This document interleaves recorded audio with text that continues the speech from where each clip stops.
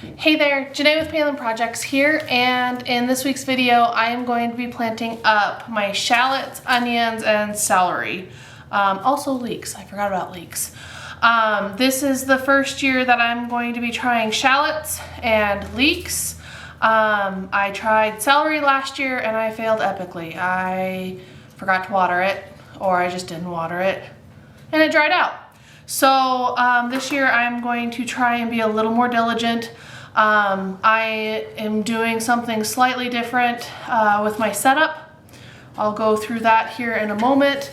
But first I wanted to go through the seeds. So for the shallots, I'm doing the Zebrune shallot. There's the picture of it. Germinates in 4 to 10 days, so we should be good there. Germination temperature is between 70 to 85 degrees. I do have heating mats this year. Debating on using that, using the heating mat for this. It says 8 to 10 weeks before the last frost.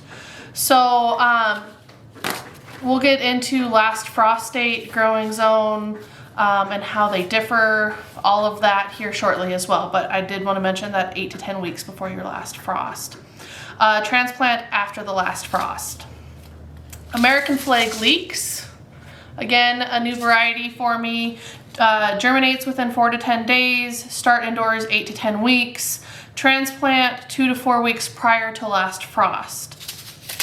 Utah celery. I tried this one last year and epically failed. Start indoors 10 to 12 weeks before first frost.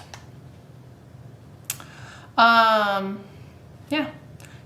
Days to germinate, 12 to 18 days. Pink plume celery. This is a new one for me. I haven't tried this one before.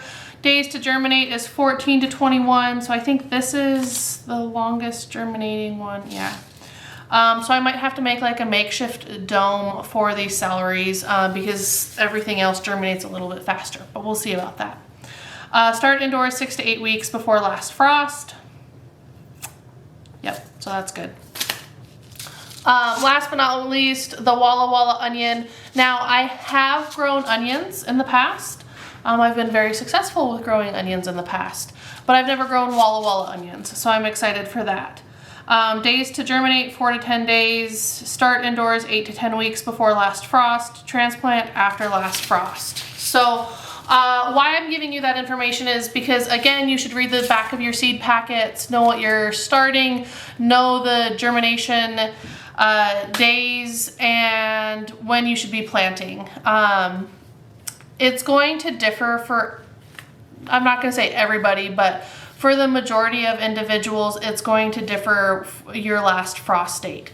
I did want to talk about your zone versus your last frost date. So I garden in a zone 4-ish. It says 5 when I look it up on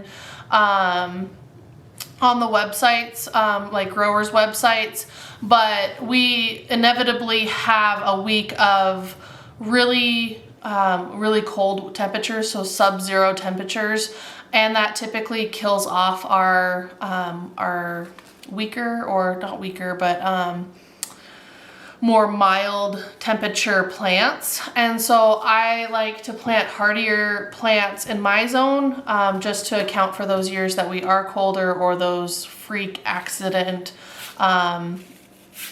issues that happen. So I am tucked up against a mountain as well, and at the base of a ravine or a valley. So the wind, that cold wind, if you are in a mountainous area, you understand, or I'm not sure if you do, but if you don't, how like glacial winds can come off of the mountain. There's snow at the top of the mountains, and wind will come off of that cold area up there, and just come down this gully and basically wipe out my plants. So that is one reason why I consider myself a zone 4-ish. I like to plant a lot of zone 3 plants, is because of that type of a situation, and I want them to grow and thrive and not have to replant plants year after year. But That is significantly different than my last frost date, which is probably significantly different than your last frost date. So what I recommend is you Googling your town or your area's last frost date. Put that into the Google search engine, and it should be able to tell you on average when your last frost is. We operate here that our last frost date is about Memorial Day. So Memorial Day to the week, maybe if I'm getting a little ahead of myself, 2 weeks before Memorial Day. But if we go much farther than that, then no can do. We always inevitably have a cold spell either the week before Memorial Day or Memorial Day itself. So I've seen snow on Memorial Day many times, many years in a row. But that is roughly my last frost date, and when I operate on putting my frost tender plants out.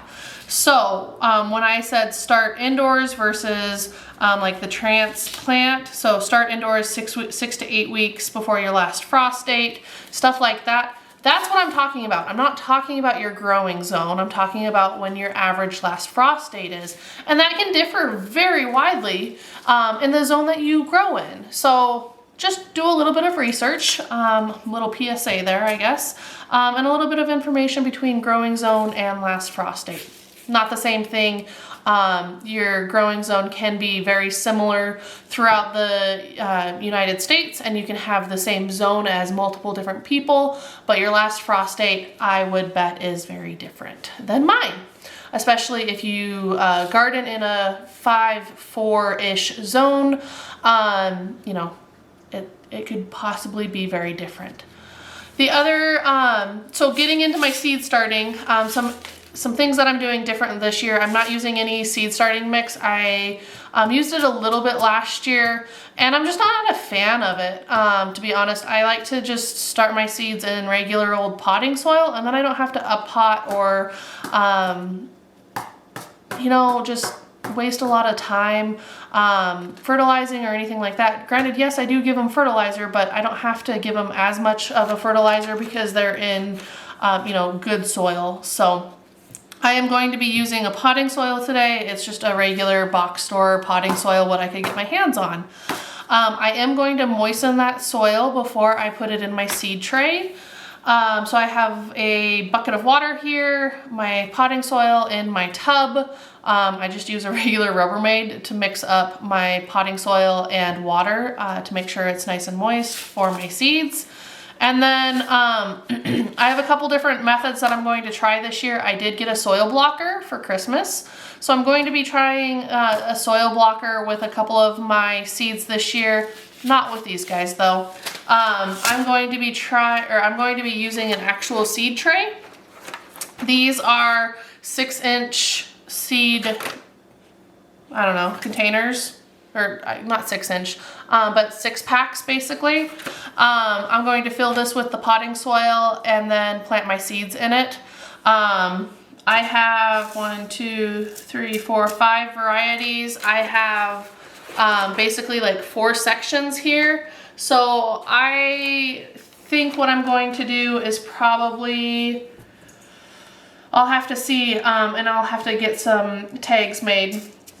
But I think I'll probably do half section of celery, and then I have 150 shallot seeds, 200 leek seeds, and 150 Walla Walla onion seeds. So I probably will do all of the Walla Wallas, the leeks, and the shallots. I'm